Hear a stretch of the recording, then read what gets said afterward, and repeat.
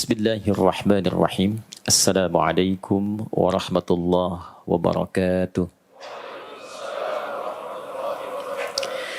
Alhamdulillahi wa kafa. Wassalatu wassalamu ala rasulillahil mustafa wa ala alihi wa sahbihi wa dhurriyyatihi wa ummatihi minal awwali ila man kana huna fi KPK. Amma ba'd. Yang kita hormati dan semoga Allah muliakan unsur pimpinan di Komisi Pemberantasan Korupsi yang diwakili saat ini oleh Pak Haji Nurul Gufran. Kita doakan semoga beliau dan seluruh unsur pimpinan diberikan kesehatan, kekuatan dan kemampuan dalam mengemban amanah ini sehingga memiliki nilai yang mulia di hadapan Allah dan meringankan hisabnya saat kembali pada Allah Subhanahu wa taala. Seluruh keluargaku, insan KPK di institusi yang terhormat ini, izinkan saya mengawali dengan mendoakan keseluruhan kita. Semoga tidak hanya kita, tapi juga tempat ini dan nuansa kita bertugas seluruhnya mendapat bimbingan, rahmat dan ridha Allah Subhanahu wa taala. Kita baru saja menunaikan sholat zuhur berjamaah. Semoga sholat kita diterima dan dinilai berhasil oleh Allah Subhanahu wa taala. Nah, untuk yang terakhir ini tidak cukup dengan amin. Karena ada indikatornya itu. Ya. Diterimanya sholat, indikatornya terpenuhi rukun dan syarat. Wudu benar, cara pelaksanaan benar. Tupoksinya sejalan dengan isyarat Nabi. Dari takbir sampai dengan salam. Kita tidak akan kupas banyak tentang ini, barangkali nanti ada kajian yang terpisah. Tetapi Al-Imam Muslim dalam kitab sahihnya, termasuk Al-Imam Al-Bukhari, Imam Muslim menyantumkan dalam sahihnya nomor hadis 393. Ada kasus yang diungkap oleh sahabat bernama Abu Hurairah. Nama aslinya Abdurrahman bin Sakhr, menyampaikan tentang peristiwa yang dialami seorang sahabat bernama Khalad bin Rafi' Az-Zuraiqi yang datang ke masjid Nabi. Nabi sudah ada di saf depan. Lalu beliau sholat di sampingnya. Singkatnya selesai sholat mendatangi Nabi SAW dengan mengucapkan salam. Assalamualaikum ya Rasulullah. Kata Nabi SAW, Waalaikumsalam warahmatullahi wabarakatuh. Irji' salli fa innaka lam tusalli. Kamu balik sholat lagi karena engkau belum sholat. Ini menunjukkan ada pelaksanaan sholat yang belum sesuai dengan petunjuk-petunjuknya. Maka diulang sholatnya sebanyak 3 kali, tapi Nabi menyampaikan komentar yang sama. Kalau Nabi sudah komen kan kita tinggal like, share, and subscribe ya. Jangan dikomen lagi gitu. Maka kata sahabat ini, ya Rasulullah, ma'uhsinu ghairah. Ya Rasulullah, saya sudah berusaha sholat sesuai pemahaman saya tadi. Kalau dipandang belum tepat, mohon tunjukkan, ajarkan padaku bagaimana cara menjalani sholat dengan benar. Lalu Nabi menyontohkan itu dari mulai mengajarkan tentang bab wudu. Idza qumta ila shalah fa asbighul wudu. Kalau kamu ingin sempurna benar sholatnya, maka dimulai dengan wudu yang benar. Dari syarat. Baru menghadap ke arah kiblat, baru dimulai. Seperti ini diajarkan dari awal sampai akhir. Nanti komentar di antara para ahli hadis bukan hanya menyorot petunjuk benarnya sholat. Tapi nanti pertanyaan besarnya adalah, ada apa sih di balik manfaat sholat ini sampai hal-hal detil pun oleh Nabi diperhatikan. Jadi bukan persoalan benarnya saja. Dampak kebenaran itu kepada perilaku berkehidupan saking tingginya, Nabi ingin memastikan dari awal sampai akhirnya benar. Inilah nanti sholat yang ditunaikan dengan benar itu salah satunya, kata Al-Quran. Selain memberikan dampak ketenangan kepada jiwa, juga bisa membimbing pelakunya untuk bisa mengendalikan dirinya sehingga terbebas dari 2 sumber keburukan, yaitu fahsya dan mungkar. Turunlah Quran surah ke-29 di ayat yang ke-45. Utslu ma uhiya ilaika minal kitab wa aqimis salah. Innas salata tanha 'anil fahsya wal munkar. Jadi Kalau orang berbuat buruk, fahsya itu keburukan yang bersumber dari syahwat. Maaf, pornografi, porno aksi, kata-kata jorok, kotor itu fahsya. LGBT itu fahsya. Mungkar keburukan yang diingkari oleh hati, sumbernya nafsu perut dan akal. Ya, berdusta, berselisih, mencuri, korupsi, itu perbuatan mungkar. Jadi kalau seseorang bisa berlatih sholat dengan benar, secara singkat ya, ada kontrol dalam dirinya yang kuat, yang mencegah dia berbuat kemungkaran. Jadi nggak akan mungkin bisa terdorong untuk korupsi. Ya, jari tahiyat tuh nggak mungkin dipakai untuk maksiat. Itu sederhananya gitu. Dan Nabi mendidik sahabat dengan sholat yang benar itu, sehingga melahirkan kepribadian yang sangat luar biasa. Anda bisa bayangkan nggak? Nabi itu kan diutus bukan di Romawi yang sudah maju. Bukan di Persia yang punya kekaisaran yang sudah maju. Tapi Nabi diutus oleh Allah di titik yang paling rendah. Di kalangan masyarakat yang sudah khatam kriminalitas. Ya, bahkan perfect. Kalau pemabuk saja saya sering sampaikan, itu baru amatir. Dianggap pemabuk amatir kalau sehari 5 kali mabuk. Jadi kalau masih sekali itu belum jadi amatir pun ya, sekalipun. Itu 5 kali baru amatir. Zinanya semua bentuk zina khatam. Ya, nggak puas dengan istrinya, itu besoknya bisa berzina dengan istri tetangga. Ya, pencurian tidak usah dilukiskan. Pembegal sekampung. Sekarang 1, 2, 3 itu sekampung begal semua di kota Ghifar itu. Nah, Nabi itu diutus di titik itu. Semua sifat buruk dalam bahasa Arab disebut jahlun. Orangnya jahil. Kalau digabungkan orang dan sifatnya disebut jahiliyah namanya. Tapi Nabi tidak diberikan oleh Allah tongkatnya Nabi Musa alaihissalam. Bukan mukjizatnya Nabi Isa alaihissalam. Diberikan oleh Allah satu panduan yang dengan itu bisa mentransformasikan masyarakat yang di titik nadir yang bawah tadi berubah menjadi khairu ummah. Dalam waktu yang sangat singkat. Dan itu diakui, dibawa kemanapun itu merubah keadaan. Jadi lebih baik. Maka saya ingin berkata, apa yang telah bisa kita hasilkan dari sekian ribu kali ruku dan sujud selama ini? Sudahkah sholat membuat kita berpribadian lebih baik? Sudahkah sholat menjadikan kita mampu tercegah dari perbuatan keji dan mungkar?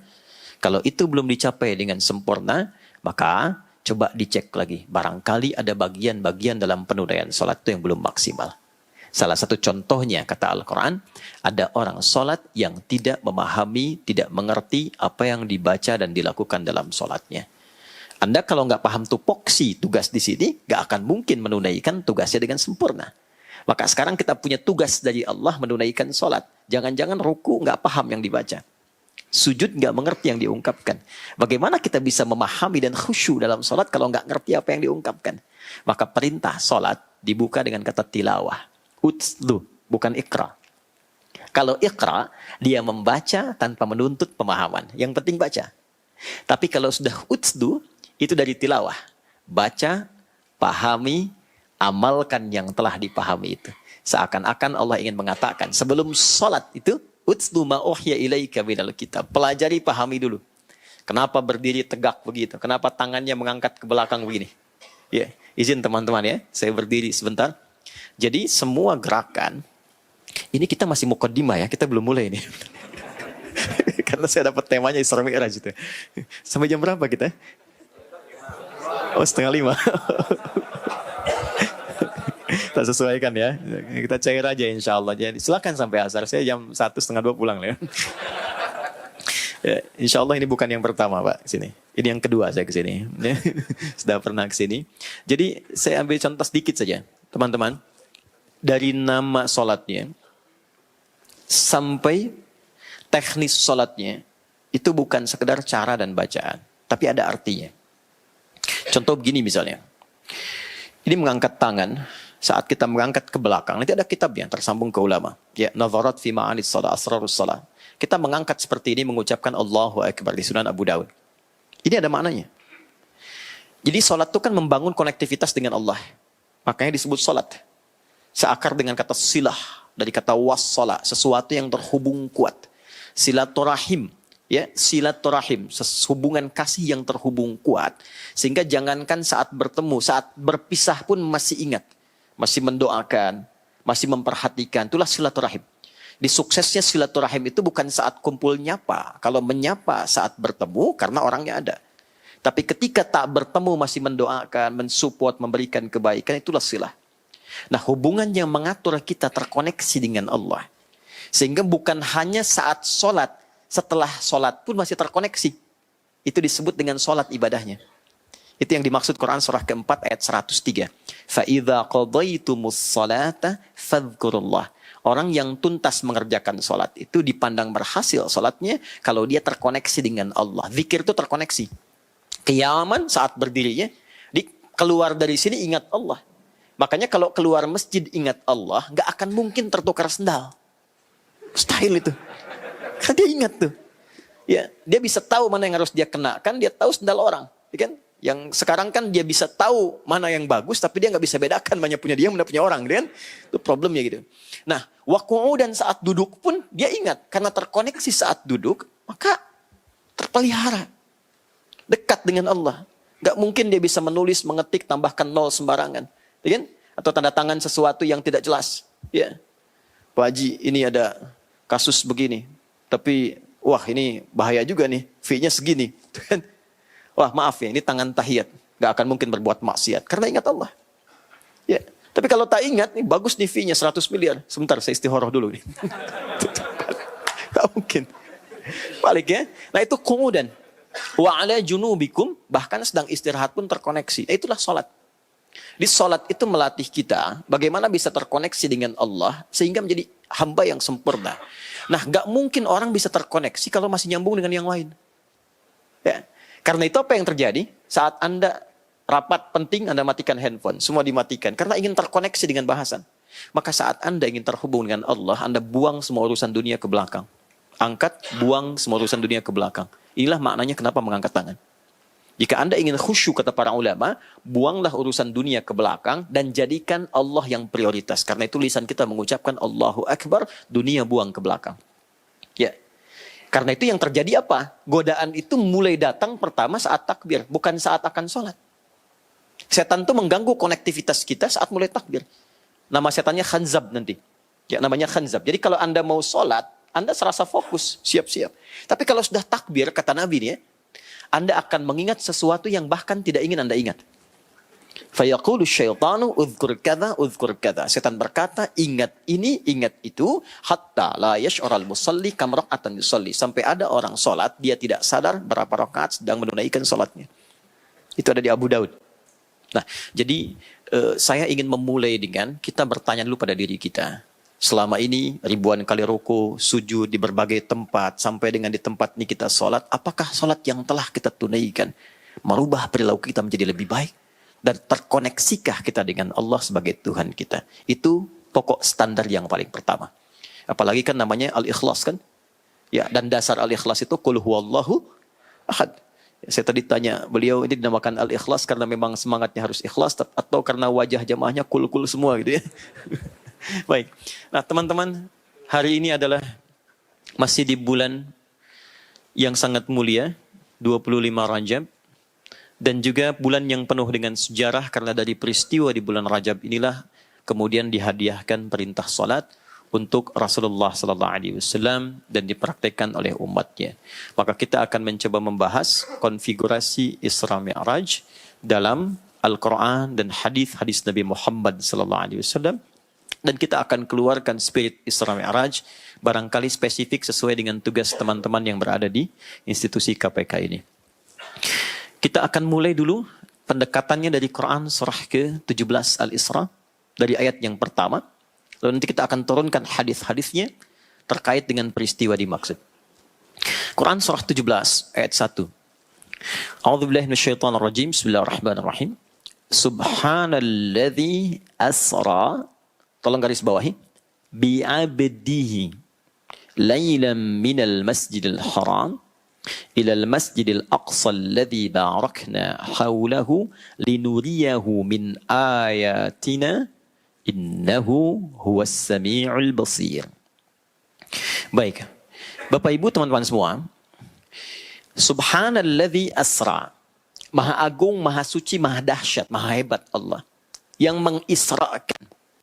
Nah, apa itu Isra? Ini yang akan saya turunkan sejenak. Ya, ini karena sudah ada papan tulis, saya coba lukiskan sedikit supaya bisa tervisualisasikan. Untuk memahami kata Isra, kita bisa buka kitabnya Imam Muslim. Ada namanya Sahih Muslim. Di Sahih Muslim itu ada 54 topik ya, yang sangat penting, yang menjadi kurikulum kehidupan. Jadi beliau menurunkan dari Al-Quran, dari hadis-hadis Nabi Muhammad SAW, dan dibikin 54 topik sesuai dengan kurikulum kehidupan kita. Dari mulai topik iman, tata negara di bab ke-33 nanti ya, kemudian dari mulai fikih sampai ke bisnis dan sebagainya. Oleh beliau disatukan. Nah, kalau kita buka di topik pertama, namanya Kitabul Iman. Di subtopik yang ke-74, nomor hadis 162, halaman ke-76, paling kanan di sebelah atas. Kalimat Isra ini sangat menarik untuk dikaji. Kata beliau, Babul Isra bi Rasulillahi sallallahu alaihi wasallam ila samawati wa fadli as-salah. Okay. Paham? Tidak. Tak urutkan dulu. Babul Isra ini, subtopik berikut ini, kata beliau, akan mengungkap tentang makna dan hikmah peristiwa Isra bi Rasulillah sallallahu alaihi wasallam, dan itu cerdas Imam Muslim tidak menggunakan lam tapi ba. Ya. Tidak menggunakan lam tapi ba. Kalau lam itu biasanya menunjuk kepemilikan atau menunjuk pada tujuan. Pakai li. Tapi kalau pakai ba, dia ada 14 makna dalam bahasa Arab. Ada orang kita, Indonesia, kuliah di Al-Azhar, di Kairo. Dia mengkaji huruf ba satu aja. Ba dalam wudhu. Di Quran surah 5 ayat ke-6. Saat mengusap kepala itu kan pakai ba tuh. Wamsahu bi ru'usikum. Membahas ba itu saja, dia dapat doktor PhD. Ya. Anda yang belum tuh masih ada ta, tha, jim, ha sampai ya. Silahkan tuh. Nah, ba ini ada musahabah, kedekatan. Ilsaq, kerapatan. Sababiyah, sebab. Pun demikian ada ghayah. Menyatu 14 makna di dalamnya. Jadi ketika Allah mengisrakan Rasulullah SAW, pelan-pelan, kenapa digunakan huruf ba memberikan kesan? Satu, saking terjalinnya kedekatan Rasulullah dengan Allah Subhanahu wa Ta'ala. Ilsaq. Ya. Dua, sababiyah. Yang menjadikan beliau dimuliakan oleh Allah sehingga mendapatkan anugerah Isra adalah menjadikan atau menghadirkan semua motivasi kegiatannya itu hanya untuk Allah. Baik, turunkan motivasi kegiatan hanya untuk Allah. Nanti kita akan detilkan ini semua. Kemudian apa lagi? Ba itu juga musahabah. Musahabah itu perhatian, perlindungan, pemberian semua kebutuhan, ya, kedekatan yang sangat, ya. Jadi yang ini kita bisa artikan perhatian dan perlindungan. Dan perlindungan. Jadi ketika Nabi Muhammad SAW diisrakan, itu bukan sekedar Isra dan tidak ada peristiwa pendahuluannya, tidak. Ya, ada sebab yang menjadikan kenapa beliau begitu terhormat diundang oleh Allah ke tingkat yang tertinggi. Ada faktor kedekatan dengan Allah. Ada faktor yang kedua, bagaimana motivasi mengerjakan semua kegiatannya hanya untuk Allah. Dan yang ketiga, ini yang paling menarik, akibat dari peristiwa itu akan ada perhatian dan perlindungan yang paripurna dari Allah kepada Rasulullah SAW. Teruskan dulu, ila samawati, ke puncak tertinggi. Nah, jadi Isra Mi'raj itu bisa dipahami dengan dua pendekatan secara konseptual. Yang pertama, real peristiwanya secara real yang mengangkat Nabi Muhammad SAW diterima oleh Allah di puncak kehormatan tertinggi, langsung menghadap Allah, bukan di bumi lagi. Ya, kita sudah tahu itu sudah viral perjalanannya, di Quran sudah diungkap, di Quran surah 17 tadi ayat yang pertama, dari Masjidil Haram ke Masjidil Aqsa, naik secara terhormat. Nanti di nomor hadis 162 ya, dari Imam Muslim menerima dari Syaiban Az-Zarukh, Saiban Zarukh menerima dari Hamad bin Salamah, Hamad bin Salamah menerima dari Thabit al-Bunani, Thabit al-Bunani menerima dari Anas bin Malik, Anas bin Malik menerima dari Nabi SAW. Begitu sampai di Palestina, ya, di Masjidil Aqsa, kata Nabi, utitu bil buraq. Saya dihadirkan satu kendaraan yang ketika menatap langsung sampai tujuan, yang disebut dengan buraq. Singkatnya, beliau langsung ditempatkan di puncak tertinggi untuk menerima satu hal dari Allah secara terhormat. Jadi peristiwa realnya. Nanti kita akan kupas.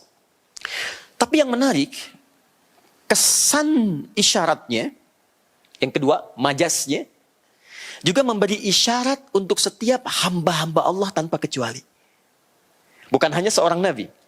Ya, bukan hanya Nabi Muhammad SAW. Di level yang berbeda, kesan yang kita tangkap, ada isyarat di peristiwa Isra ini, bahwa Allah akan berkenan mengangkat hamba-hambanya secara terhormat, di tempat-tempat tertinggi, walaupun tidak sama dengan status Nabi langsung ke atas, tapi sifatnya terhormat.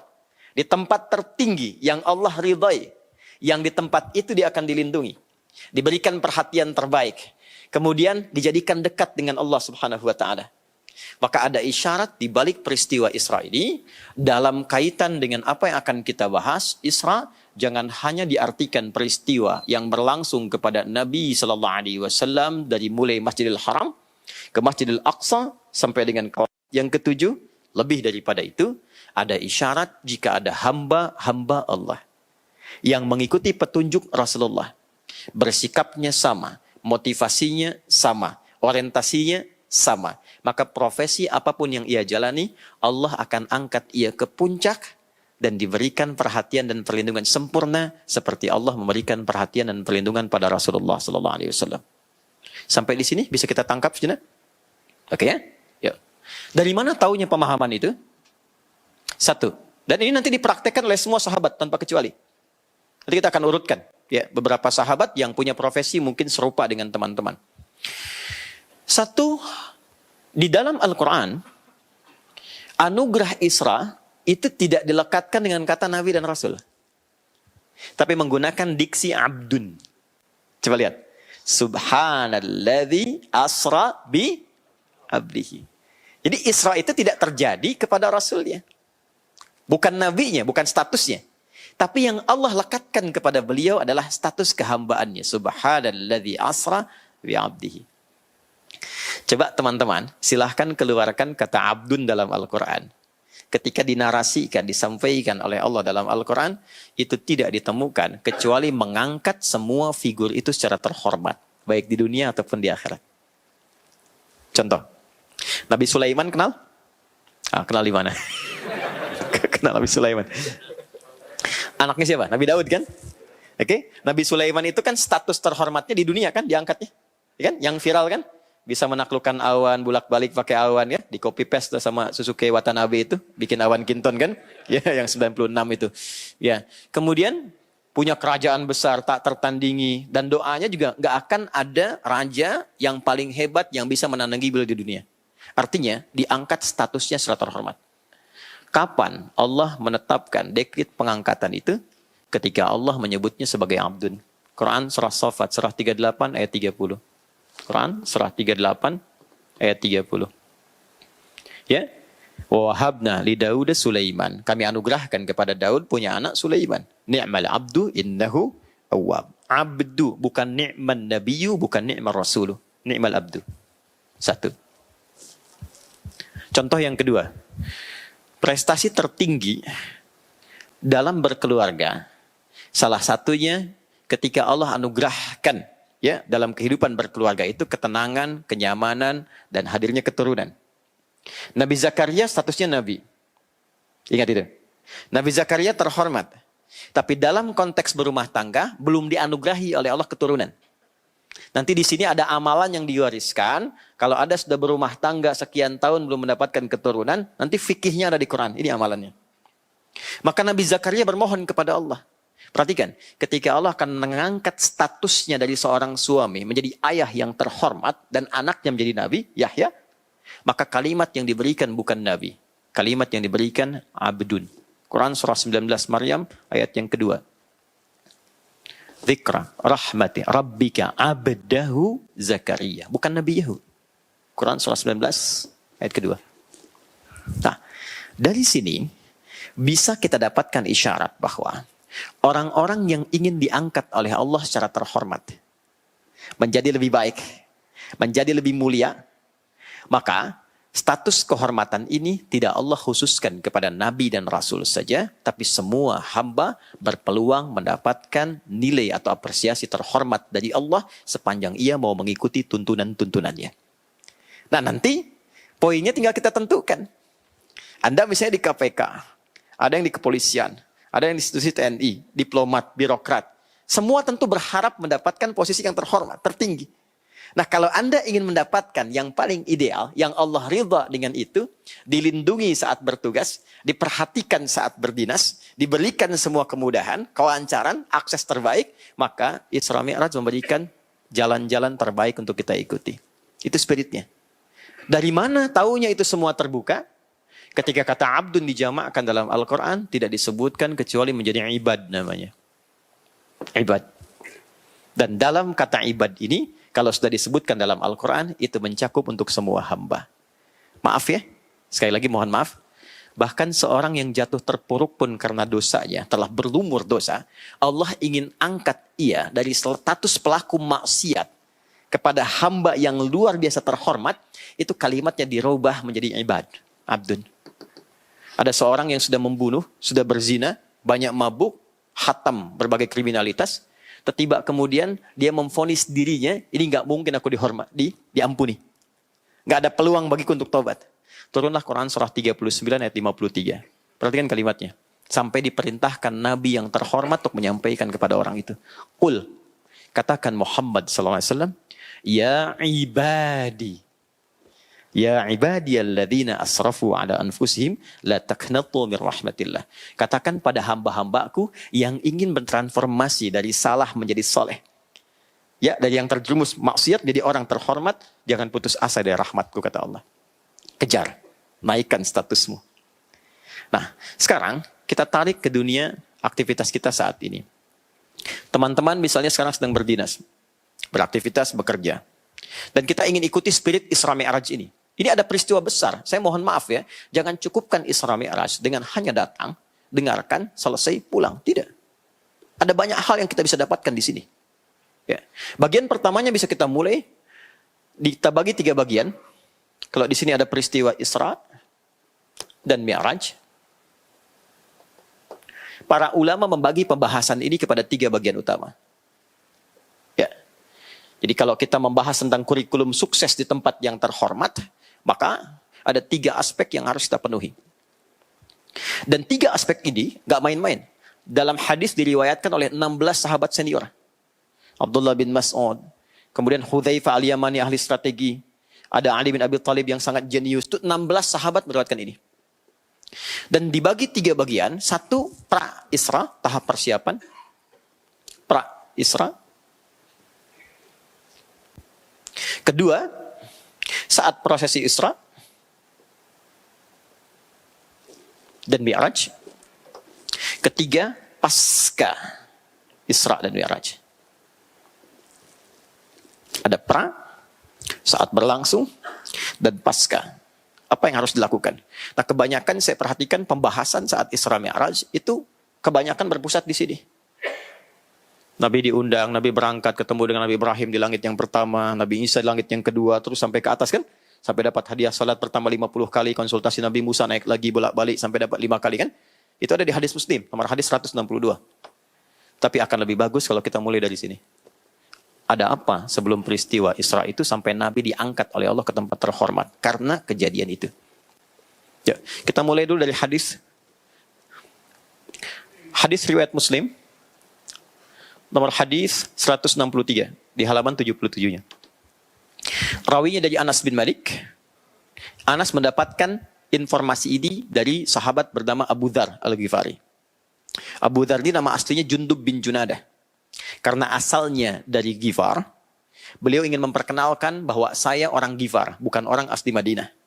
Dan Ghifar itu dulunya kota begal. Ya, kota pembegal semua. Jadi beliau ingin menyampaikan setelah masuk Islam, saya berubah jadi baik. Dan di Ghifar yang tadinya pembegal semua, masuk Islam. Semuanya meninggalkan profesi begalnya itu. Maaf saya sebut profesi ya, karena sekampung. Jadi untuk memviralkan itu, disebutlah nama kotanya untuk mengenalkan. Makanya kita kenal sekarang Abu Dzal Al-Ghifari. Dalam ilmu hadis, kalau Anda baca sanad, maka jadikan itu inspirasi untuk kita. Seakan-akan Abu Dzar berkata, hei saya aja yang pembegal, masuk Islam jadi baik. Masa Anda yang nggak pernah begal, nggak baik-baik jadi muslim, gitulah kira-kira ya. Ya. Maka tambahkan al dengan i di ujungnya. Kata Abu Dzar, saya cepat. Qala Rasulullah sallallahu alaihi wasallam. Satu kali Nabi sallallahu alaihi wasallam pernah mengisahkan peristiwa beliau pra Isra. Furija saqfu baiti di Makkah. Menjelang peristiwa Isra itu ada satu tembusan ke atap rumahku kata Nabi di Makkah. Fanazzala Jibril alaihi salam. Maka tiba kemudian yang muncul Jibril. Ya. Saya coba gambarkan ya, nanti kalau teman-teman umrah atau haji, Anda bisa kunjungi tempat ini jadi tahu apa yang saya sampaikan sekarang di sini posisinya ya. Mudah-mudahan yang belum umrah haji bisa disegerakan ya. Ya, tidak cukup dengan amin ya, nabung ya. Nabung. Insyaallah biayanya telah sesuai sekarang ya. Baik. Ya sini, teman-teman. Sedikit saja untuk mempercepat ya. Bismillah. Ini, kalau ini Zam-Zam, ada menara yang ada jam besar itu ya. Di sini ada Sofwa, nyebrang sedikit, ini ada jalan. Di sini ada satu istana raja, Jabal Qubais namanya. Ya, yang ada istananya itu khusus untuk raja atau tamu-tamu terhormat yang menurut diundang ya dari kerajaan Saudi. Kemudian ke sini, ini ada pintu 1, King Abdul Aziz, sini. Nah, kita belok sini nih. Ya. Jika Anda belok sini, ini ada pintu 26, Gate Ismail, ke sini terus. Sini ada pos security, ada CTP warna putih ngadap sini. Dan ke sini ada 35 kipas angin. Saya sudah hitung. Ya, saya sudah hitung. Ya kalau ada 36 nambah 1 berarti ya. Sini. Nah, sini nanti ada di sini ada gate Nabi, babun Nabi sebelah sini. Bab Nabi, gate Nabi. Ya, nanti ke sini ada babus salam di sininya. Nabi dilahirkan di sini, Maulid Nabi. Ya, sini ada tempat ngambil air Zam-Zam pakai jerigen. Kemudian di sini ada marwah. Ya, di sini Nabi berumah tangga dengan Sayyidah Khadijah yang ini.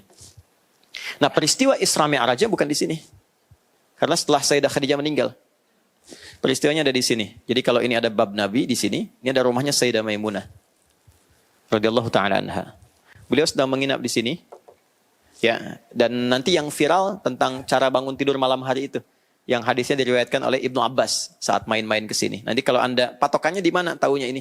Ini di sini ada jembatan nih sekarang yang menghubungkan ke atas masjid. Ya, dulu ada tiang besar, tiang lampu besar di sini. Ini rumahnya Abu Jahal. Kenapa senyum? Abu Jahal di sini dulu. Jadi dia tuh kalah gulat sama Nabi. Nabi itu kuat, besar. Kalah gulat sama Nabi, masih terima.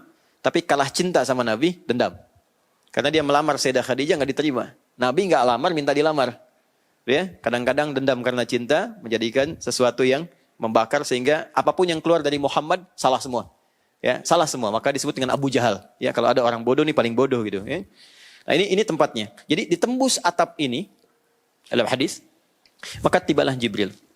Nah, perhatikan baik-baik. Ini yang saya highlight. Fafaraja sadri.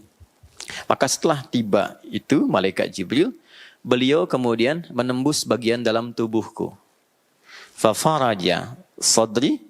Perhatikan, ini yang paling pokoknya teman-teman sekalian. Menembus bagian dalam dari tubuhku. Thumma ja'a bitastin mumtali'in bizamzam. Lalu datang juga beliau hadirkan satu nampan berisi zamzam. Faghasalaha, maka membersihkan semua bagian dari tubuhku. Kemudian ini yang paling menarik. Imanan wa hikmatan. Setelah yang kotornya keluar, maka ditanamkanlah hikmah dan iman. Awas, ini ditempatkan di kitab iman. Kalau iman itu keyakinan poinnya. Jadi kita meyakini bahwa ini terjadi karena sifatnya Nabi, maka halnya terjadi pada Nabi sebagai mukjizat. Kalau kita bukan Nabi, tentu tidak akan terjadi pada kita. Tapi kita bisa belajar dari hikmahnya. Yang terpenting adalah sebelum terangkat di peristiwa Isra ini, maka hal yang pertama dilakukan oleh Jibril alaihissalam kepada Nabi adalah satu, membersihkan keadaan jiwa Nabi. Jadi kalau Anda ingin mendapatkan posisi terhormat dalam bidang apapun, pekerjaan yang terhormat, bisnis yang terhormat, kedudukan yang terhormat, maka mulailah dengan membersihkan hati dengan cara yang benar. Karena sekalipun Anda berada di kedudukan yang tinggi, tapi kalau hati Anda tidak bersih, Anda tidak akan dihormati. Karena itulah orang-orang yang terhormat, dia berusaha melatih jiwanya untuk tersambung dengan Allah, supaya menjaga keadaan hatinya, yang dengan itu, ini paling menarik ya, ini paling menarik. Ketika dia lakukan itu, maka apa janji Allah? Waj'alli min ladunka sultanan nasira. Aku akan lindungi engkau langsung dariku, dan bagian awalnya, asa ayyab'atsaka rabbuka maqaman mahmuda. Quran surah ke-17 ayat 79. Ketika engkau mampu bangun tahajud, kata Allah, menghadap kepadaku, memohon keadaan hatimu yang bersih dan baik, maka hal pertama yang aku akan berikan kepadamu, aku akan bimbing engkau menuju tempat terhormat, kedudukan tinggi yang terhormat. Ada maqam mahmuda, itu beda. Kalau maqam, sekedar kedudukan. Ya. Bisa jadi tempat yang dipijak mengantar pada kedudukan yang tinggi. Kenapa Nabi Ibrahim saat akan meninggikan bangunan Ka'bah, itu tempat pijakannya disebut maqam. Karena Allah akan muliakan beliau di tempat yang terhormat, yang diingat oleh semua orang setelahnya. Karena itu sampai sekarang diabadikan daerah itu disebut maqam Ibrahim, dan jadi tempat sholat wilayahnya. Ya. Kenapa kuburan disebut maqam, teman-teman? Ya, bukan hanya tempat itu dikubur, tidak. Tapi diharapkan ada orang yang wafat itu meninggalkan legasi sehingga dia dihormati. Karena itu dia dizarahi, dikirimkan doa kebaikan, dimuliakan. Ini ada spirit secara konseptual dalam Islam. Hidup Anda lakukan dengan baik sehingga hidup dalam terhormat, wafat pun jadi makom. Itu maksudnya. Tapi tidak semua makom itu bisa mahmudah, bisa terhormat. Ada orang naik, yang lain nggak suka. Ada orang naik, kebijakannya nggak disenangi. Kan? Tapi yang ini, ketika dia naik dalam satu tempat yang paling terhormat, paling baik, yang lain mengatakan, ini bagus, ini baik, ini sempurna, ini hebat, ini mulia. Itu bagian pertamanya. Bersihkan hati. Apalagi Anda yang memang langsung berada di front terdepan dalam tiga garda kemuliaan. Ya, itu ada di hadis Muslim, nanti akan dikumpulkan. Ada di Kitabul Imarah, tadi saya diskusi dengan Pak Nurul Gufran. Imam Muslim itu di topik ke-33 itu punya bab namanya Kitabul Imarah. Ya, topik tata kelola negara. Di subtopik yang ketujuhnya itu menarik. Kaitan dengan teman-teman. Dan yang paling dahsyat itu amalan ini. Contoh ya, contoh. Ada ralangan gratifikasi. Di KPK kan ada juga ya, penegakan terkait gratifikasi ya. Itu petunjuk Nabi ada itu. Dan itu kepada penyelenggara negara. Babnya berbunyi begini, topiknya. Tahrim hadaya lil ummal. Kata Nabi, Imam Muslim mengatakan larangan dari Nabi memberikan hadiah gratifikasi kepada penyelenggara negara. Nah, perhatikan topik yang terkait dengan ininya nih, yang paling menarik. Kata Nabi, aku menutus seorang petugas dari negara, pemerintah, kepada tempat tertentu untuk menyampaikan satu amanah. Pulang-pulang, dia mengatakan begini, ada titipan nih, ya, kata petugas ini di Al-Bukhari nih. Ini buat engkau, yang ini buat saya. Ini buat engkau, wa hadza uhdiyali, ini buat saya. Apa komen Nabi? Kata Nabi, engkau jangan berkata ini buat kami, ini buat engkau. Kalau engkau merasa diberikan hadiah, coba pensiun dulu, jangan kerja. Tunggu di rumah bapakmu atau ibumu. Kira-kira kalau engkau nggak kerja di sini nih, diangkat di sini, dapat hadiah nggak, kata Nabi? Anda bayangkan ya, sampai ke titik yang paling dalam, Nabi memberikan perhatian. Jangan sampai tugasmu nanti, kebijakanmu terpengaruh karena engkau mendapatkan hadiah ini. Kalau engkau masih menerima itu dan merubah kebijakanmu, berarti hatimu belum bersih. Satu. Contoh dua, saya agak cepat ya. Pelan-pelan dulu. Teman-teman sekalian, pernah dengar ada seorang penyelenggara negara di era Nabi namanya Kirkit. Pernah dengar gak? Kalau Kirkit kan di India ya, Pakistan, ini Kirkit namanya. Jadi Kirkit ini, itu tugasnya oleh Nabi diamanahkan menjaga Baitul Mal. Ya, kalau kita di Kementerian Ekonomi lah, bagian aset. Bagian aset. Ini menarik nih. Satu kali, setelah pulang dari peristiwa Khaybar, karena eranya masih era-era militer masa itu. Ya, dan diberikan kekuatan untuk bisa membela diri. Disebut dengan jihad. Di jihad itu bukan, maaf ya, bukan menyerang orang sembarangan, tidak. tembak orang, bunuh orang, bom orang itu awas hati-hati tuh. Ya, saya pun sering ingatkan kalau ada ajakan-ajakan demikian tuh, masuk, jangan sampai juga terpengaruh. Ya, tinggalkan itu. Itu hal membahayakan. Karena nanti ada di akhirat orang yang rajin sholat, rajin puasa, tapi punya problem salah satunya perilakunya demikian. Wasafakad dima. Ya, dia menumpahkan darah menyebut nama Allah di dalamnya. Allahu Akbar, tembak orang, bom orang dan sebagainya tanpa ketentuan yang dibenarkan dalam Islam. Di waktu di Jalan Tamrin tuh ada kejadian bom itu. Saya di Lampung tuh, duar meledak. Sedang ngajar saya. Pertanyaan pertama dari jamaah, Ustaz, apakah bom di Jalan Tamrin termasuk jihad fisabilillah? Saya bilang, Pak, sependek pengetahuan saya, jihad fisabilillah itu jihad di jalan Allah, bukan Jalan Tamrin. Ya, sini. Nah, Kirkit ini diminta mengawal aset negara yang dibawa dari Khaybar. Di pertengahan ternyata kena panah nyasar. Ternyata meninggal.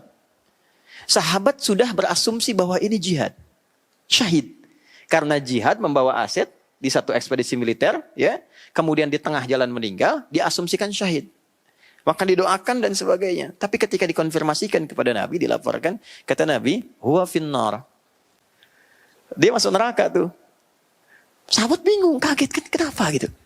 Ternyata ketika diperiksa jubahnya, ditemukanlah di antara mantel yang dia kenakan itu adalah hasil korupsinya. Jadi aset yang dibawa tadi, sebagian dia ambil, dia kenakan di tubuhnya, dia wafat dengan itu. Anda bisa bayangkan.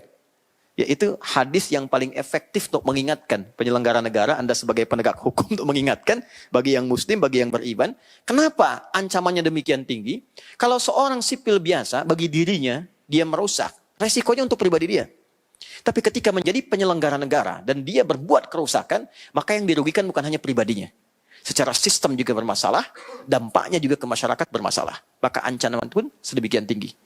Nah, ini bagian yang pertama yang ingin saya sampaikan. Ketika akan sampai ke tempat yang terhormat, maka isi dulu diri kita, install dengan nilai-nilai kebaikan.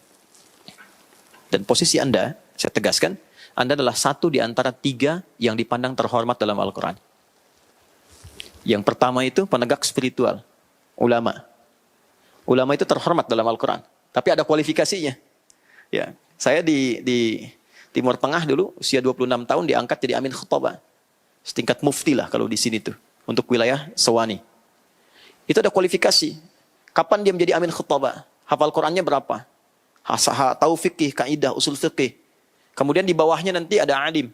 Ya, di bawahnya lagi ada apa lagi? Ya, di bawahnya nanti ada khatib.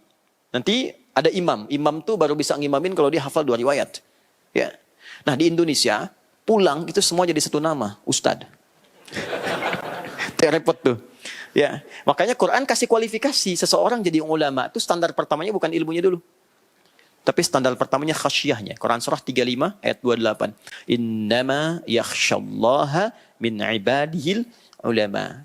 Kata Allah, ulama yang qualified itu yang pertama adalah tingkat khasyahnya, tingkat takutnya kepada Allah itu begitu tinggi sehingga dia bertutur tidak sembarangan. Dia bisa mengatur kosakatanya, berbicara yang baik, berpikir yang jernih, bertindak yang maslahat. Itulah alim. Lalu baru kemudian ilmunya matang. Ilmunya datang dan matang. Itulah alim. Nah, ini tingkat pertama, teman-teman. Kalau ada yang begini itu dijaga. Karena nanti ada potensi ulama juga menyimpang. Ulama korupsi ada, korupsi ayat itu ada. Ya, ada diisyaratkan di Quran. Quran surah ke-2 Al-Baqarah ayat 79. Ya. Fawailul lilladzina yaktubuna al-kitaba biaydihim thumma yaquluna hadza min 'indillahi liyashtaru bihi thamanan qalila. Ya. Awas, fawailul lahum mimma katabat aydihim wa wailul lahum mimma yaksibun. Celaka nih kalau ada ahli agama kata Al-Quran korupsi ayat. Ya. Bagaimana korupsinya? Dia mengambil ayat-ayat tertentu, dia potong-potong, ditukar untuk kepentingan dunia. Untuk melegalkan sesuatu, mencari dunia yang sedikit kata Allah. Maka orang ini akan celaka. Ya, cuma kan belum ada KPK-nya ulama ya. Itu standarnya moral tuh. Nah itu, kalau dia bagus, tinggi, mulia, jadi pewaris Nabi, tapi ancamannya juga tinggi. Saya bicara misalnya sekarang nih, ya, memotivasi Anda, tingkatkan ibadah. Sayanya nggak melakukan, dikecam. Quran surah 2 ayat 44, Atamuruna an-nasa bil birri wa tansawna anfusakum wa antum tatlunal kitab afala taqilun. Pandai kamu nasihati orang, arahkan orang begini, kamu sendiri enggak praktekkan. Padahal kamu ngerti hukum kata Allah. Di mana pikiranmu, di mana akalmu? Tuh. Dan celakanya enggak bisa pensiun tuh. Enggak ada kiai pensiun. Ada kan ya? Nah, ini tuh pilihan yang terhormat tapi resikonya juga tinggi. Ya, makanya sering-sering didoakan tuh ya, ulama itu satu. Yang kedua, Ini juga yang paling pokok teman-teman. Penegak hukum. Penegak hukum. Itu status Anda tinggi di hadapan Allah. Karena dengan keberadaan Anda, stabilitas dalam satu negara itu terjaga. Stabilitas itu kan ada 3. 1 spiritual, yang kedua ekonomi, ketiga dan polhukamnya. Itu ada di Quran surah Al-Quraisy. Li'ilafi Quraisyin ilafihim rihlatasy syita was-sayf falyabudu rabb hadzal bait. Spiritual. Alladzi at'amahum min ju'. Ekonomi wa amanahum, Anda di situ. Jadi ketika Anda menjaga kenyamanan, ketentraman, tegaknya keadilan di satu komunitas, satu bangsa, satu negara, maka semua yang Anda lakukan itu tinggi di hadapan Allah. Dan pakaian yang Anda kenakan itu pakaian jihad Anda. Ya, pakaian ibadah Anda. Kalau ada seragam, seragam itu bersaksi di hadapan Allah dalam kebaikan. Dan itu nilainya tinggi sekali. Jadi begitu masyarakat tenang, Anda dapat bagian pahalanya. Orang sholat tenang, negara terselenggara dengan baik, keadilan muncul baik, indeks korupsi bisa menurun dan sebagainya. Ya, lebih stabil, masyarakat sejahtera. Itu setiap orang ke masjid karena akibat Anda misalnya melakukan satu tindakan yang harusnya nyampe ke rakyat, tak nyampe, sekarang nyampe lagi, dipakai bangun masjid, dipakai bikin jalan, dipakai bangun fasilitas, dan digunakan akses dalam kebaikan, Anda dapat bagian pahalanya. Pernah dengar hadis ini kan? Man dalla ala khairin falahu ajruhu mithla ajri fa'ili min ghairi an yankusa min ajrihi syai'. Siapa yang memfasilitasi pada kebaikan, lalu dikerjakan kebaikan itu oleh orang lain, maka fasilitatornya mendapatkan pahala yang serupa dengan yang mengerjakan tanpa dikurangi sedikit pun. Berapa aset negara yang Anda bisa kembalikan potensinya? Lalu digunakan pada yang baik-baik. Dibangun infrastruktur macam-macam, orang pakai, bangun masjid misalnya. Ya, saya ada kemarin dari Amerika, di DC, saya mampir ke masjid kita di DC itu. Dan ternyata itu yang hibahkan dari pemerintah. Dari dana abadi umat, sebagian dibangunkan asrama Al-Azhar di Mesir, sebagian dibikin masjid di Washington DC itu. Coba kalau dari itu Anda kumpulkan, dikreasikan jadi fasilitas kebaikan, berapa pahala yang dihasilkan? Jadi orang Islam khususnya mau masuk ke KPK itu salah satunya, dia harus bawa visi itu. Ya, karena tugas kita kan bukan cuma di dunia, meninggalkan pulang kepada Allah. Anda kebahagiaannya apa? Kebanggaannya apa yang dibawa pulang? Ya, nah ini profesi Anda bawa pulang sebagai kebanggaan. Saya bawa pulang dengan ilmu saya. Ahli Quran dengan Qurannya. Ahli sodakoh dengan sodakohnya. Anda pulang bawa apa? Oh, kebanggaan dengan seragam Anda. Dengan pekerjaan Anda. Dan itu babnya ada gitu. Babnya lengkap. Dan Alhamdulillah di Indonesia ini yang paling menarik. Saya belum temukan riset di berbagai negara yang konfigurasi hukumnya itu sekuat kita gitu. Di 3 aspek ini ada. Aspek spiritual, kita betul-betul mendapatkan perlindungan yang sangat luar biasa. Di Amerika cuma sistem, personalnya nggak ada. Di kita, dua-duanya diikat. Sila pertama Pancasila, ketuhanan yang Maha Esa. Diterjemahkan di Undang-Undang Dasar, pasal 29 ayat 1 untuk negara. Negara berdasar atas ketuhanan yang Maha Esa. Pasal 29 ayat 2 kan untuk kita. Negara menjamin kemerdekaan tiap-tiap penduduk untuk memeluk agamanya masing-masing dan beribadah menurut agama dan kepercayaannya itu. Spiritual dibawa kemana? Ke pendidikan dibawa. Maaf teman-teman. Kalau kita buka Undang-Undang Sisdiknas itu, ya kan? Nomor 20 tahun 2003 itu, pasal menimbang, bagian poin B yang kedua itu, coba lihat. Undang-Undang Dasar 1945 mengamanatkan kepada negara, pemerintah, untuk mengusahakan satu sistem pendidikan yang meningkatkan keimanan dan ketakwaan. Jadi sebelum ilmu, bersih dulu. Gitu. Kita tidak ingin ada teknokrat yang pintar, tapi hatinya nggak bersih. Ekonom yang pintar, tapi nggak bersih. Ahli hukum yang pintar, tapi nggak bersih. Ya kan? Sehingga yang terjadi apa? Anda sibuk kan? Ya, Anda sibuk gitu. Ini poinnya. Apalagi dalam saat yang bersamaan, maaf, Andanya sudah diapresiasi, tapi penegak hukumnya berbuat yang salah. Resiko lebih tinggi. Resiko lebih tinggi. Nah, setelah itu saya cepat. 2. Hikmatan wa imanan. Hikmatan wa imanan. Saya cepat sekali. Hikmah, itu dua maknanya. 2 maknanya. 1, puncak pengetahuan tertinggi. Jadi kalau kita ingin naik ke status terhormat yang paling tinggi, maka tingkatkan pengetahuan. Install, tambahkan terus. Tambahkan bacaan, tambahkan wawasan, studi banding, belajar. Semakin tinggi pengetahuan, semakin luas wawasan, semakin terangkat kita ke posisi yang paling tinggi. Ya, salary juga begitu kan? S1 dengan S2 beda kan salary-nya? S2, S3 beda kan? Dan status juga demikian. Ya, manusia menempatkan itu sesuai dengan fitrahnya. Jadi kalau ingin naik ke tempat yang terhormat, selain bersihkan jiwanya, yang kedua, naikkan pengetahuannya.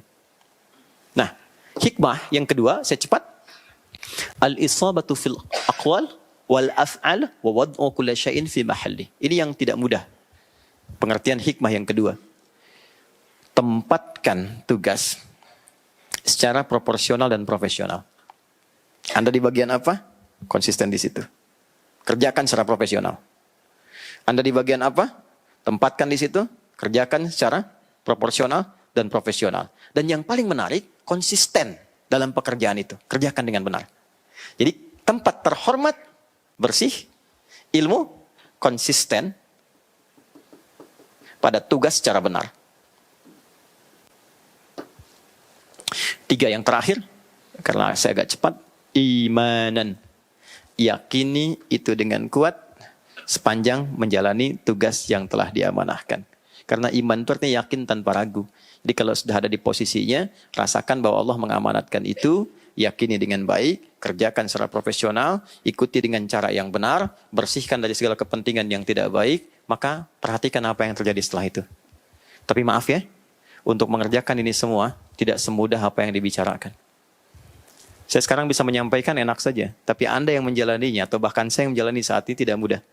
Karena ternyata Nabi akan mempraktekkan ini, harus dilempari dulu. Ya, Anda di demo hampir tiap hari, tapi kan nggak ada yang anarkis bawa batu, bawa macam-macam kan?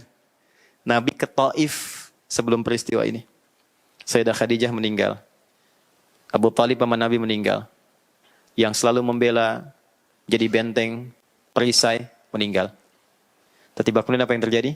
Beliau berharap masih pada manusia. Datanglah ke Taif, jalan kaki, datang ke sana, ditemani oleh anak adopsinya, Zaid bin Harithah. Tiba-tiba kemudian kaget, disambut orang-orang dengan bawaan batu dan dilempari sampai dengan berdarah. Lalu beliau beristirahat, bawa satu naungan pohon, datang seorang pendeta, menawarkan buah anggur, ada yang mengatakan membawakan minuman. Setelah itu, datang malaikat, penjaga Bukit Taif mengatakan, Ya Muhammad SAW, mud yadaika ilas sama, angkat tanganmu ke langit. Mohonkan kepada Allah supaya aku menghimpit mereka semua yang telah menyakitimu. Apa jawaban Nabi? Perhatikan baik-baik. Ini legasi penutupnya. Kata Nabi, La, jangan lakukan. Fa innahum qaumun la ya'labun. Karena boleh jadi mereka belum paham tentang tugasku. Belum paham tentang risalahku. Karena itu mereka berbuat demikian. Boleh jadi ke depan ada orang-orang yang mengerti dengan itu yang kemudian bersyahadat. Besar, kecil, tua, muda, lelaki, perempuan. Lalu perhatikan legasi doanya. Ilahi ila man takiluni. A ila qaribin yu'limuni. Am ila ba'idin yu'zini. Fa ana radin malam takun ghadiban alayya. Ya Allah, setelah tugas di sini yang aku dilempari, kemana lagi engkau akan tempatkan aku untuk membawa nilai kebaikan ini? Apakah tempatnya masih dekat aku akan disakiti lagi? Atau jauh aku akan dilempari lagi? Aku ikhlas sepanjang engkau tidak marah kepadaku. Maka setelah keluar kalimat itu, datanglah berita gembira bahwa beliau akan diisrakan, langsung dipanggil oleh Allah Subhanahu wa Ta'ala. Kalau Anda dulu merasa ada yang backup, ada yang bantu, ada yang support, kemudian tiba-tiba nggak ada, maka jangan berharap pada manusia. Karena di titik itulah Allah ingin melindungi Anda langsung tanpa campur tangan manusia. 1, spiritnya. 2, kadang-kadang untuk mendapatkan itu tantangannya tidak mudah. Ada orang yang mungkin menyoal, ada hal-hal yang mungkin tidak diharapkan. Gangguannya bisa fisik, Nabi aja dilempar. Nabi aja dilempar. Ya, dilemparnya oleh batu. Masa kita hanya dengan ancaman kata-kata dan sebagainya sampai dengan turun. Maaf ya, maaf sekali lagi. Jangan selalu kaitkan dengan kematian. Sakit belum tentu meninggal. Ancaman tidak akan mendatangkan kepada kematian. Karena mohon maaf, kematian itu babnya ajal. Yang mengancam pun meninggal juga. Itu poinnya. Maka semua tantangan kalau Anda ingin terhormat di hadapan Allah, sukses dalam pekerjaan, harus siap menghadapi tantangan. Kalau nggak siap, jangan masuk sini. Ya, semua pekerjaan itu ada tantangannya. Ya, tapi tautkan diri kita dengan Allah supaya perlindungannya datang dengan cepat. Yang ketiga apa? Jangan pandang setiap orang yang mungkin kontra dan sebagainya sebagai musuh. Boleh jadi orang-orang itu orang yang belum tahu, yang harus dibuktikan dalam bentuk kinerja dan penjelasan-penjelasan yang memahamkan. Yang pada akhirnya mereka akan berbalik mengangkat dan menghormati Anda sesuai dengan apa yang telah Allah tetapkan. Yang terakhir, yang ketiga, nggak semua yang ada di sini Muslim semua. Bukankah yang tadi membantu Nabi, sama-sama bareng menawarkan minuman, ada seorang non-Muslim? Maka dalam bekerja untuk meraih status terhormat, niatkan sebagai ibadah dalam konteks membangun stabilitas dunia, tidak hanya dikerjakan oleh orang Islam saja. Kerjasama dengan baik, dengan teman non-muslim. Anda ada kelebihan promosi jabatan, perhatikan teman Anda non-muslim. Jangan hanya traktir yang muslim saja. Yang ini dibawa, temannya non-muslim tanya, kok tumben gak diajak? Ente kafir sih. Boleh. Ya, rangkul semua. Jadikan sebagai teman, optimis ke depan. Maka setelah itu tinggal tunggu peristiwanya terjadi. Nah, inilah pengantarnya. Ini belum isinya. Pengantar Isra Mi'rajnya yang dengan itu kemudian kita ditinggikan oleh Allah. Sebagai terakhir sebelum berdoa, karena saya di suratnya cuma sampai 1:30. Udah pas. Kalau saya nambah kan celaka. Habis ini saya ke ruangan khusus nanti. Lihat sini teman-teman. Kalau Nabi dulu setelah melalui ini semua baru naik ke atas, kita tuh langsung dapat oleh-olehnya. Itulah sholat. Jadi kalau kita ingin memulai, Anda tanya, saya harus mulai dari mana mendekati Allahnya? Maka langsung dijawab, langsung ayatnya turun, hadisnya turun, prakteknya turun, dan telah kita lakukan. Tinggal dievaluasi benar atau tidak. Maka mulailah dengan sholat. Perbaiki dari itu dulu. Saya sarankan kalau bikin pengajian, gak usah tinggi-tinggi topiknya. Yang paling dibutuhkan dulu apa? Yang pokok sebagai muslim, sholat, zakat misalnya, haji, umrah, rukun Islam aja dulu. Setelah itu yang spesifik pekerjaan Anda. Kenapa nggak keluarkan dari ayat-ayat Quran misalnya seputar pekerjaan kita di sini? Hadisnya apa? Sirahnya bagaimana? Sehingga ada sinkronisasi antara apa yang dikerjakan dengan apa yang dipelajari. Dan itu lebih memotivasi teman-teman. Ya, saya akhiri. Kalau ada satu hal yang sulit dalam pekerjaan, ini sudah ada solusinya lewat peristiwa Isra Mi'raj. Tunaikan sholat. Terus sudah janji Allah, wasta'inu bis sabri kalau engkau punya persoalan apapun, datang kepadaku. Minimal, sebelum persoalannya pun diberikan solusi, Allah berikan ketenangan dulu. Sehingga dengan tenang itu jernih berpikir. Dan ini Nabi praktekkan, sahabat praktekkan, semua orang soleh praktekkan. Imam Al-Bukhari nyusun Sahih Al-Bukhari 16 tahun. Setiap mau nulis satu hadis, beliau salat. Ibnu Sina kalau lupa ke masjid, salat. Ya? Dan tenang hatinya. Makanya masjid jadi tempat yang menenangkan. Beda, Anda masuk kantor, masuk rumah, dengan masuk masjid, lebih tenang ke masjid. Begitu masuk sudah tenang tuh. Nanti lihat Ramadan tuh, banyak di sini nanti tuh. Betul Pak. Dan itu menenangkan. Saya di Pasar Rebo kemarin, beberapa waktu yang lalu, ada seorang kakek, soleh orangnya, luar biasa, soleh, Masya Allah. Saya ukurannya sederhana. Ada orang Qatar datang ke Indonesia, langsung ke situ. Saya ingin bangun masjid di sini, yang merawat harus bapak ini katanya. Saya pikir, saya ketemu orangnya, jadi ini bukan fiktif. Saya bilang, gimana ya memahaminya? Dari Qatar, datang gak kenal, pengen di situ dibangun ya. Dibangunkan. Dan dirawat oleh beliau. Ahli masjid Pak. Orangnya soleh. Buka sendiri, adzan, rawat, dan sebagainya. Dan perhatikan bagaimana Allah memuliakannya. Allah muliakan sesuai dengan profesinya. Ya, Anda di sini, Anda dekati Allah. Kita gak tahu kapan kita pulang. Tapi saya berharap, apa yang kita kerjakan memuliakan kita saat berpulang. Orang ini, dia jadikan profesinya di masjid untuk berkhidmat. Maka wafatnya pun Allah wafatkan di tempatnya itu. Hari Kamis, persis seperti sekarang, ba'da asar. Dia nunggu-nunggu sambil berpuasa, merem melek, meninggal. Ya ayat Tuhan nafsul mutmainnah. Ini sama hari Kamis nih, bagian belakang hati-hati tuh, merem melek deh. Ya, itu yang saya ingin sampaikan. Dan yang terakhir saya tutup, ingat ya, sholat itu bukan hanya risalah untuk Nabi Muhammad saja. Kita paling sempurna. Sampai ke Nabi Adam semua sholat. Nabi Musa tuh kalau gelisah sholat. Quran surah 20 ayat 14. Nabi Isa, Yesus, Mesias sholat. Quran surah ke-19 ayat 31 sampai 33. Nabi Zakaria sholat. Quran surah 3 ayat 38 sampai 39. Nabi Ismail itu minta keluarganya semua sholat. Wa kana ya'muru ahlahu bis shalah. Quran surah 19 ayat 55. Jadi Nabi, Rasul, orang hebat, ulama dan semuanya ketika ingin mendapatkan ketenangan, status terhormat, hal yang pertama dilakukan sholat. Anda bukan Nabi, bukan Rasul, bukan sahabat, bukan tabi'in, tapi kita punya profesi yang Allah amanahkan kepada kita dan kita menginginkan semua itu terhormat di hadapan Allah Subhanahu wa taala. Saya kira itu yang bisa saya sampaikan di kesempatan siang hari ini. Gak boleh ada juga kewajiban Anda yang terambil karena pertemuan kita di hari ini. Kita harus berikan contoh yang baik. Kita akhiri dengan doa. Dan mudah-mudahan doa kita diijabah oleh Allah Subhanahu wa taala. اللهم تقبل منا إنك أنت السميع العليم وتب علينا إنك أنت التواب الرحيم اللهم يا أرحم الراحمين اجعلنا من أهل القرآن واجعل القرآن صاحبا لنا في الدنيا وشفيعا لنا في الآخرة يا أرحم الراحمين. Ya Allah, jadikan kami bagian dari hamba-hambamu yang bertakwa yang dekat dengan Al-Quran. Jadikan Al-Quran memuliakan kami di dunia, memberikan syafaat bagi kami di akhirat. La tada'lana fi maqamina hadha wa fi kulli maqamin dhanban illa ghafartah. Ya Allah, jika ada pendosa di area masjid ini atau di gedung ini, maka mohon ya Allah ampuni seluruh dosa-dosanya. Wala hamman illa farajtah, jika ada kegelisahan yang sedang dialami, maka mohon ya Allah hilangkan dan tenangkan keadaan hatinya. Wala asiran illa yassartah, jika ada kesulitan yang sedang dirasakan, maka mohon ringankan dan angkat serta hilangkan seluruh kesulitannya. Allahumma rabbana yassir lana umurana wa jami'a amalina salihah wa barik laha ya Allah hatta na'uda ilaika yaumal qiyamah.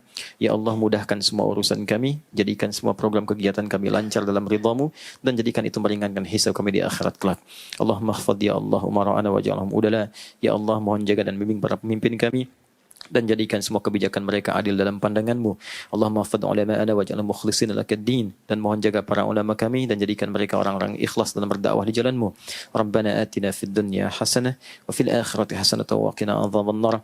Wa sallallahu ala sayyidina Muhammad wa ala alihi wa sahbihi ajma'in wa akhiru da'wana alhamdulillahi rabbil alamin. Terima kasih untuk semuanya. Hormat dari kami. Semoga lancar dalam bertugas dan diberkahi oleh Allah Subhanahu wa taala. Assalamualaikum warahmatullahi wabarakatuh.